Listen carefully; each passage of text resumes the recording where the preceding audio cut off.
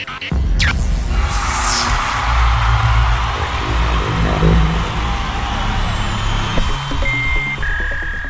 the technical category, kind of down, 3-layer, waterproof, breathable jackets. People are involved in outdoor activities, base layer, underwear, all the same products you would expect, but done in a very different fit, very different silhouette, different colors. You don't see mango outdoor gear up here. They're classics, and even the outdoor product are products that people could as easily ski in Mount Hood as to go out to dinner at night in Portland in the Pearl. So a very different product point of view. Next is kind of the third part that is really different, where I'm going to spend the bulk of my time here, is on really our product delivery mechanism. Besides being direct to our customer, we recognize that our customer was shopping, as I mentioned, interchangeably between the internet and bricks and mortar store. So we conceived of a new store idea we call a webfront, storefront website combination. It is, in many ways, a traditional retail store. You can walk into the store, you can try on product, you can have your significant other tell you you look great in it, you can walk up to the cash register and you can leave with it. Buy it just like you would buy it ordinarily. However, what we've done is we've brought in web-based kiosks in which you can make a purchase, and we will incentivize you with a 10% discount if you allow us to ship that product from our warehouse to your home. We've captured an e-commerce transaction with a discount. Now, from a customer's point of view, our 25 to 40-year-old customer has been shopping on the internet forever. This touchscreen is very intuitive. All the information is what they're accustomed to seeing in an e-commerce transaction. They like doing it this way, particularly in urban areas. The combination of the discount and not having to carry the product out has been working. I mean, been working about 2.5 times what we thought it would. From a business standpoint, from our standpoint, we can put as many styles into a 2,000 square foot footprint as would take 4,000 square feet of retail space. So our capital costs for building out the stores, our overhead, our lease costs, the number of employees, the materials cost 10 times more than a warehouse. So there's a sustainability story and a business motivation for doing this. And what we have done is really capture these two sales that were happening independently and brought them into one venue. We also have a website. So we have for those shopping on the web, we've taken all of the discontinuity out the other way. You can buy something on the web, you can bring it back to a store and exchange it. You can buy it at the store, you can send it back. You can call customer service. So all of these things are kind of merged into one single customer experience that utilizes web-based technology and traditional bricks and mortar retail. Kind of show you what these things look like. Because we need less inventory in the store, because half of our customers to date are actually choosing what we call the ship-to-you method, the store looks very different. Instead of packing in rounders and waterfalls full of product, we're able to make it look much more boutique-like. Fewer products, can really romance the individual products. You can present them very differently. But just as importantly, it frees up a lot of space to tell stories about our brand.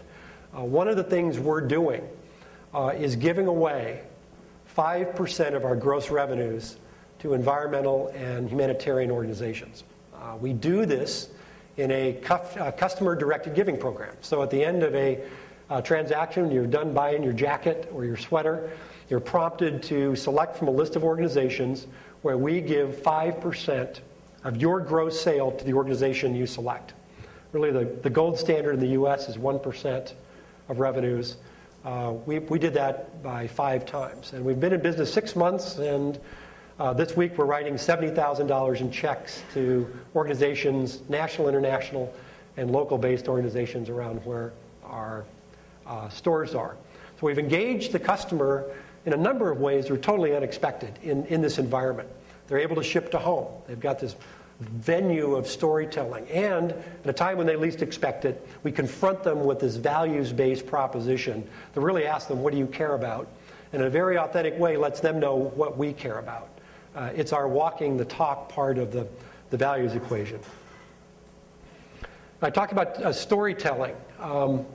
One of the common elements from this group that came together and shared passions was the belief that brand building is really about building relationships. It's not about transactions. And so we usually talk about brand building processes in the same way we talk about building relationships between individuals. The same elements go into a really deep, loyal brand relationship that goes into a relationship between individuals. It's about credibility and authenticity, about honesty, about dialogue, about feeling a partnership, about shared values. So we use every element of our store to try to connect on this. And I'll talk a little bit more about our brand building strategies in just a minute. But the store becomes a really valuable three-dimensional experience where we bring people into the now world, where we can talk about what we believe, how our products are made, our factory practices, what the products are made of, and our ideas around sustainability. This is a new store build-out, which starts a dialogue when people come into the store. What the hell are you talking about? It's a journey. This allows the people in the store to say, no one is ever done being sustainable. It's an ongoing process of improving how you do business, how you create product. You never totally negate the negative impacts of conducting business. It's a process of trying to reduce how negatively you impact things. So we use everything from store windows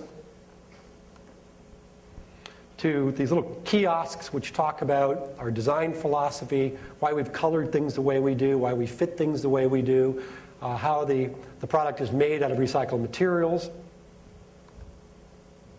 Traditional mannequins with product information near them. And again, this is something that a wholesale-based business could not be doing. Try convincing, even Nike, try convincing Foot Locker to do something like this. And then you turn control over that brand storytelling to a third party who has little, if any, interest in really understanding and having passion about what that story is. So it becomes a very powerful brand building venue. One of the kind of fun elements in the store is next to every product are these little cards. And they're just about half the width of a deck of cards, about the same height. There's a picture of the product, the price, the product description, and a barcode on the back. So after you try something on, this becomes your tool to navigate both what we call our product information tree and to complete a sale. So this is a computer-based in a design element hanging from the ceiling. If you go up and scan this card, all the information about that product pops up. And it's all of our web-based content that we've created. So what's it for? What's it cost? What's it made out of?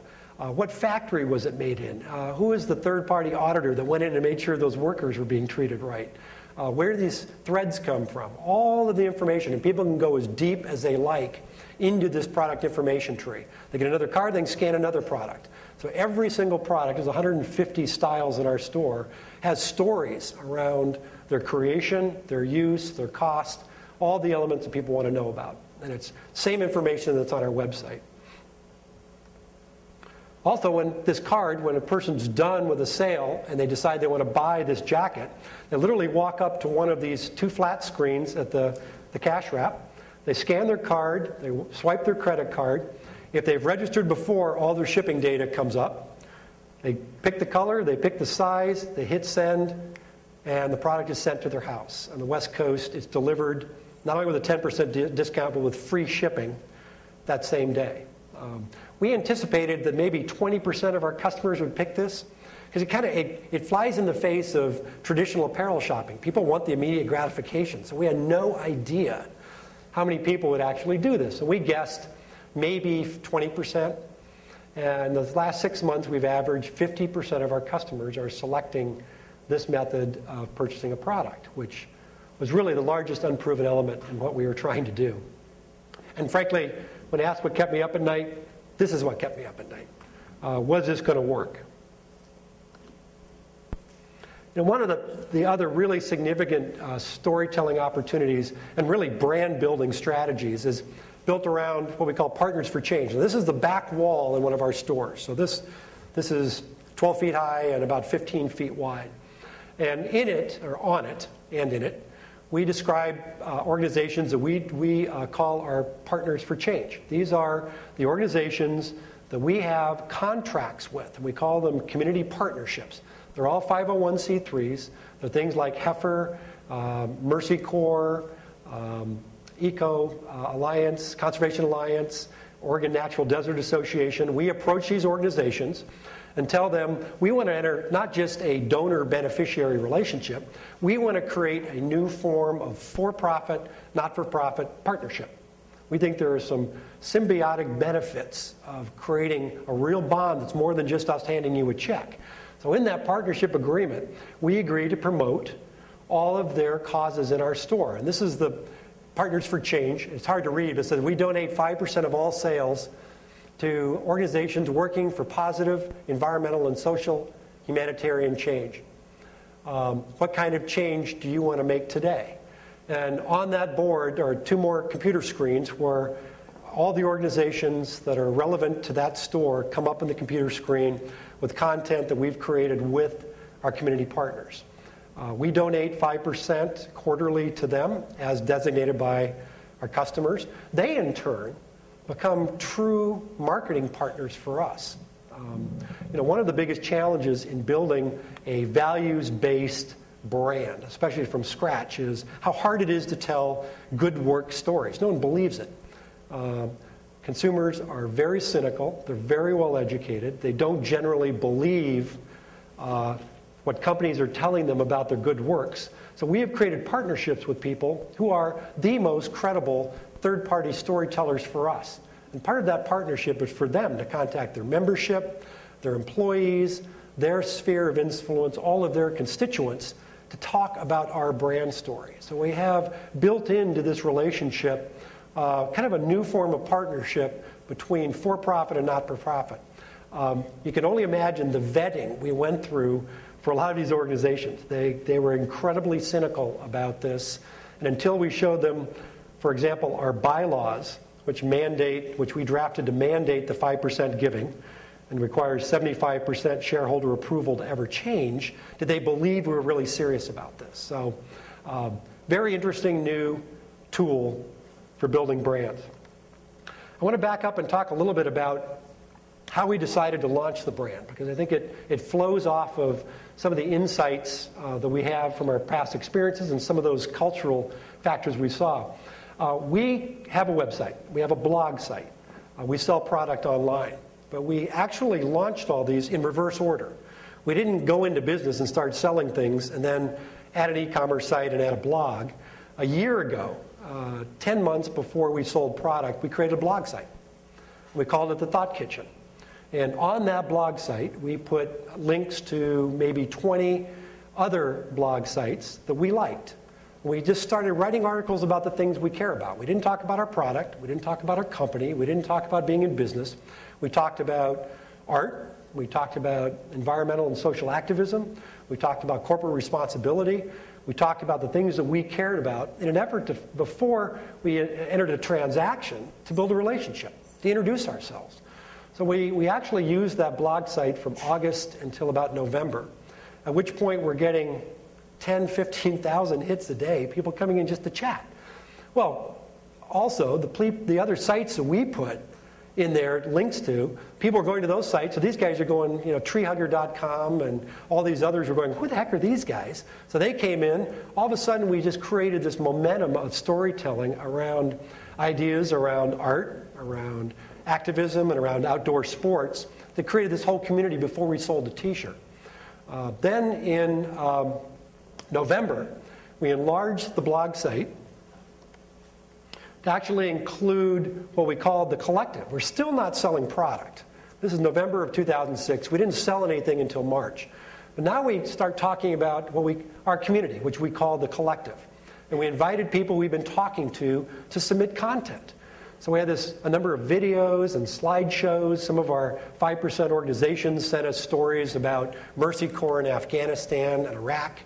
Really moving, powerful stories that combined usually 2 of the 3 elements of art, activism, and outdoor performance. The one that was really interesting, the first video we put up was a video called Little House on a Trailer.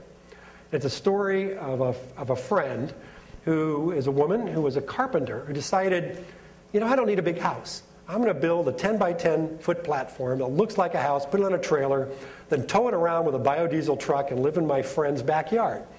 And she wasn't actually advocating this, but she created a video in which she hooked up the house, drove into a neighborhood out here in the suburbs, drove up and down the streets talking about what it's like to live in a big house, and there's really nothing wrong with that, but I'm thinking about my footprint and how much energy I use, and I have solar panels, and this is just a choice I've made. There's a cool little video. You know, okay production value, but the content was really, she's an artist and she's an activist, and she had a cool story to tell. So we post this on our site. Someone at Yahoo, as these things happen, who was an editor for the homepage, said, oh, cool video. This is before we've sold a t-shirt. This goes on the homepage of Yahoo.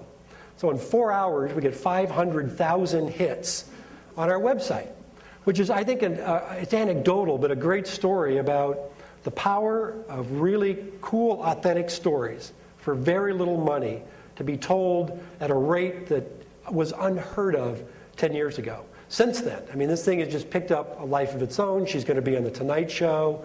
It explodes. So the lesson is to create these opportunities that aren't expensive. We really did two things with this video. We invited our audience, our collective, our community to participate with us, to talk about shared values, to talk about things we care about together, and in the process created this episode which, you know, for a startup company that's not selling anything yet to have 500,000 hits in half a day was pretty phenomenal.